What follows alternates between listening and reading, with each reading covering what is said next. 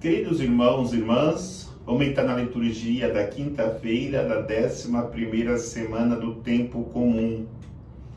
Desde a semana passada, nós viemos acompanhando os atos do profeta Elias. E hoje, a liturgia faz como que uma homenagem a ele por tudo aquilo que ele realizou em pró do reino de Deus, em pró do povo de Deus. Coloca os seus grandes feitos. Tinha o poder que recebeu de Deus de fazer com que não chovesse, como uma forma de repreender o povo pela idolatria. Até pessoas que estavam consideradas mortas, ele fez com que recobrasse novamente a vida, a saúde. Ele repreendeu muitos reis. Então a liturgia mostra, de fato, que Deus ele é capaz de munir homens com poderes que só são capazes de realizar aqueles que de fato são escolhidos por Deus. E ainda mostra que no final da sua vida, pela sua fidelidade, ele não experimentou a corrupção da morte, mas foi arrebatado. Por isso, nós precisamos entender o caminho que percorreu Elias e muitos outros que agradaram profundamente a Deus, para que nós possamos também terminarmos a nossa caminhada neste mundo com a graça e com êxito, para poder um dia entrarmos no céu como entrou Elias. E a maneira mais profunda para caminharmos nesse caminho que nos conduz ao céu é ensinar o que Jesus, é escutar o que Jesus nos ensina no momento que os discípulos pedem que ele ensine a eles como orarem, como rezarem. E Jesus vai dizer que eles não devem multiplicar as palavras, mas rezar com bastante simplicidade ao Pai.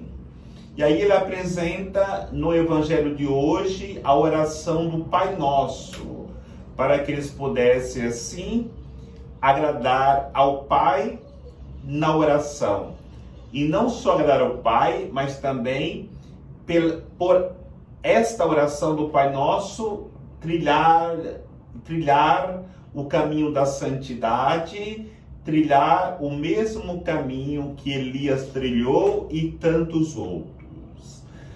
O primeiro ensinamento é que devemos ter Deus como Pai, não como Pai meu, mas como Pai nosso. Sermos comunidade, sermos irmãos, e ter a Deus como Pai nosso é pertencer a uma família onde teremos sempre a proteção de um Pai poderoso que nunca deixará que nós nos percamos. Outro fator do Pai Nosso é o pão. O pão nosso de cada dia nos dai hoje. É outra realidade que não pode faltar na vida de nenhum ser humano. E ninguém pode ser egoísta em pedir o pão só para si, mas pedir o pão nosso. E esse pão, seja ele físico, seja ele espiritual, tem que ser abundante para todos. Nunca deixemos de partilhar o nosso pão material com quem tem necessidade.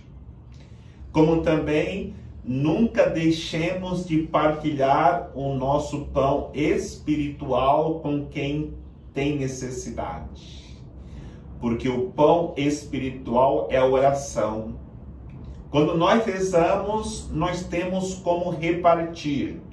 Quando nós não rezamos, nós não temos nem para nós mesmos. Então podemos dizer assim, que o pão físico pode faltar, porque muitas vezes a injustiça do homem não nos deixa que tenhamos acesso à mesa do pão material. Mas o pão espiritual, os mais pobres, materialmente falando, pode acessar a fonte do pão espiritual, porque ninguém está isento ou proibido de rezar. E quando nós estamos rezando, nós estamos produzindo pão espiritual para nós e para outras pessoas.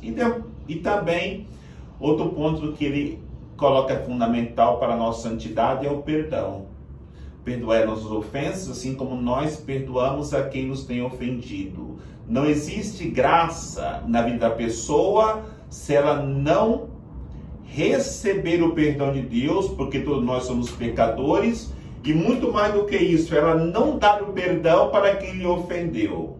E termina dizendo sobre livrai-nos do mal e não nos deixeis cair em tentação. Então, essas duas realidades nós conseguiremos em Deus se formos fiéis.